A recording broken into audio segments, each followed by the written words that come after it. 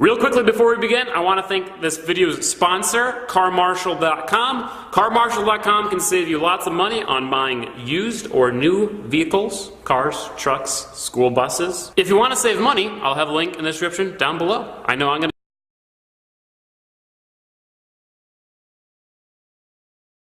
Because Police A for Profit by Charlotte County Sheriff Bill Prummell is Job 1. Why can't patients smoke marijuana in Florida? Attorney John Morgan pushes for answers in court. By Mary Ellen Class and Elizabeth Koch. Time/Herald Bureau. In dramatic testimony, two patients who treat their debilitating diseases with marijuana testified in court Wednesday that although they qualify to receive the drug legally, they are alive only because they break the law and smoke it. Diana Dodson of Levy County, who has HIV and neuropathy, and Kathy Jordan of Manatee County, who has Lou Gehrig's disease, urged Leon County Circuit Court Judge Karen Givers to overturn the state's ban on smoking medical marijuana, arguing that the forms the state allows doesn't go them any good. In '86, I was given 3 to 5 years to live and I'm still here, said Jordan, 68, seated in a wheelchair in the front of the court, her voice scratchy and weak from her ailment. She testified that to treat her disease, she breaks the law and grows the plants in her backyard. She said that she can't do edibles, a form of medical marijuana that is allowed in Florida because they cause terrible muscle pain in my stomach, and vaping, the alternative to smoking, makes her gag. Smoking, however, increases her appetite, dries her excess saliva, and calms her muscles, she said. It just makes my life a lot more bearable. Jordan, who has been on a crusade to legalize medical marijuana since she was diagnosed with her disease 31 years ago, said her doctors are not concerned about the risks associated with smoking because I'm still alive. Givers asked Jordan if she would obtain marijuana legally if smoking wasn't banned by law. That's why I joined this case, Jordan replied. Morgan. The lawsuit against the state was brought last July by Orlando attorney John Morgan, who spearheaded and financed the successful campaign to make medical access to cannabis a constitutional right. He filed suit on behalf of the patients and 2 advocacy organizations, asking the court to invalidate the law passed by the Florida legislature and signed by Governor Rick Scott to implement the amendment because it violates the intent of the constitutional amendment passed by voters in 2016. The trial Wednesday lasted 3 hours and ended with Givers promising a swift ruling because of what she considered the time urgency of the case. She also said she expects her decision is likely to be appealed. Florida voters approved Amendment 2 authorizing the use of marijuana as a medical treatment for people with debilitating medical conditions, with 71% voting yes. But lawmakers limited its scope by directing patients who qualify to obtain medical marijuana to use only oils, sprays, tinctures, vaping and edibles. Lawmakers excluded smoking as a method for medical treatment, arguing that smoking would be a backdoor attempt at allowing recreational use. Morgan, who calls Jordan a Florida hero for her relentless crusade, argued that banning smoking as a method of using medical marijuana amounted to trampling on the intentions of voters who voted for the constitutional amendment. Today we saw a woman, literally fighting for her life, hoping to be able to smoke marijuana to be able to dry up her saliva so she doesn't choke and die on her own spit, Morgan said after the trial ended. The state of Florida, who is here to protect our lives, is in fact trying to take her life and so many like her, and so many who will be like her. John Mills, attorney for the plaintiffs, said the definition voters approved included all types of medical marijuana, including flowers, which is smokable marijuana. The Constitution of the state of Florida promised the ability of people with debilitating conditions to seek treatment through medical marijuana, including smokable medical marijuana, he said. If the state is able to prohibit smokable marijuana, why shouldn't they be able to prohibit vaping? Why shouldn't they be able to prohibit edibles? Why shouldn't they be able to prohibit medical marijuana? Rachel Nordby, the lawyer for the state, argued that the implementing law is entirely consistent with the Constitution because the state has a role in setting parameters and it can absolutely base those parameters on health and safety concerns. The legislature here has enacted a law that embodies reasonable safety concerns of medical use, she said, adding that it contemplated that it was making the flower form available through vaping. This case is not about what is or what is not marijuana, she said. What this case is about is the permissible plain uses of marijuana. Here, there are no material facts in dispute, she said, adding that plaintiffs lack standing in the case because the members of the advocacy group People United for Medical Marijuana did not authorize the lawsuit and Dodson had not obtained a doctor's permission to use marijuana. Morgan, whose younger brother was paralyzed as teenage lifeguard after a diving accident, believes that smoking is a medically effective and efficient way to administer the active chemicals in cannabis for patients. He poured more than $4 million into the campaign to pass the amendment and is now bankrolling the lawsuit. Dodson told the court that she used medical marijuana in California after she couldn't keep other medications down for her symptoms. She said she has used all forms of cannabis, including oils and vaping. Smoked cannabis works best for me, she testified. It's easier to get the amount that I need and I don't get too much in my system. She said that vaping is about 50% less effective and you had to ingest quite a bit more. Depending on the preparation, oils are less easy to control, she said.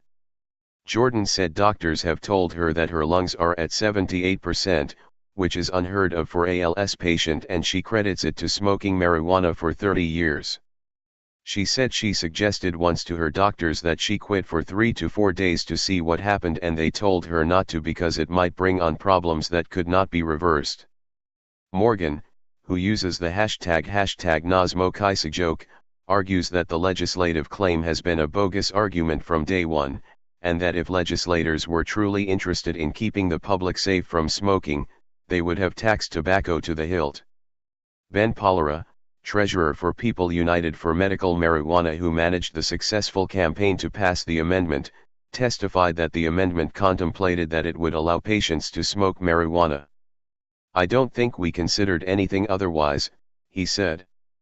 The Department of Health's Office of Medical Marijuana Use, which is tasked with enforcing and overseeing the law's implementation, has been dogged by delays in getting the measure working for patients.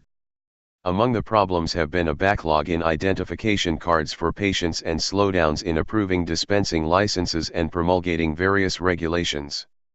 The office has also struggled to roll out guidelines on a variety of issues related to the new law, including edibles. The office's head, Christian Bax, has blamed the delays in part on lawsuits and administrative challenges, although the office also failed to respond to questions from a joint committee of lawmakers for months. The silence frustrated lawmakers during the legislative session so much that they voted in the upcoming year's budget to hold back $1.9 million in salaries and benefits to pressure it to move faster on implementing parts of the law. If Morgan's lawsuit prevails, the State Department of Health would be tasked with writing rules regarding the new directive.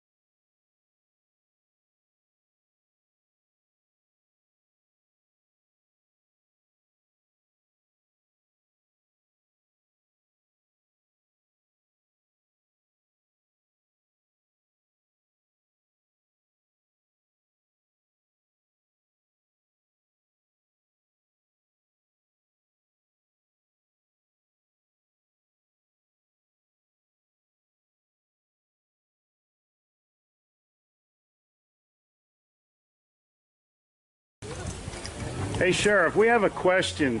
about why your office, your intelligence division, is investigating private citizens for criminal investigation that happen to be activists that are overseeing your department.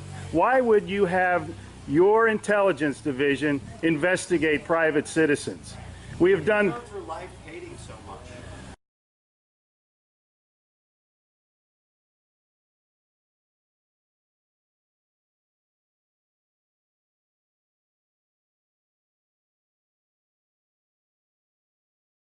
Sir, we don't hate anyone. We love freedom and we love American people. And government is out of control. That's why you're seeing such a revolt nationwide. Why can't you just answer, why is Susan Edwards, your intelligence division, investigating private citizens? This should not happen. Are you here to apply for a job?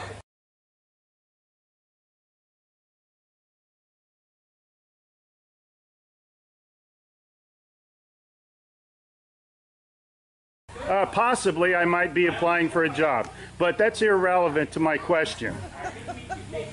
Why would you ask that question? Well, enjoy the fair. Okay. Excuse me. Excuse you? Excuse me, sir. So those of you that haven't Wow. been on a bike before, we're Sheriff's just getting a little too pushy. is You the work hard for part us, Sheriff. in Just keeping keep that in mind. At one time we respected you, but not with that type of attitude.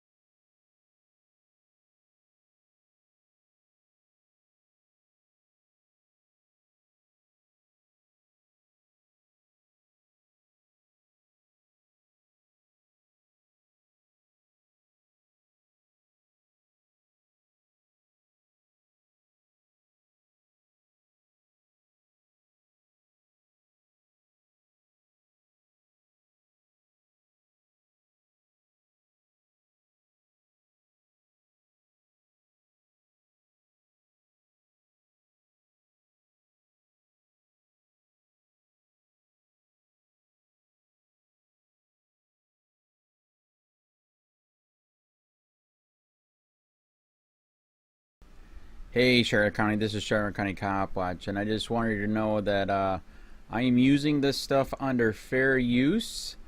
And also remember to like and subscribe this channel. Also too, keep in mind I do not make any money on YouTube. This is 5 hours work a day, you know, fighting for freedom. And you can donate with PayPal and Patreon. I just want you to think about this. If everybody gives to PayPal and Patreon, Patreon is every month. Actually, PayPal you can do every month. I have 12,000 subscribers. If everybody gives, I can quit my regular job and go full-time investigations on Charlotte County and possibly even more and beyond. So just keep that in mind. If everybody helps out, I can go full-time doing this. Thanks.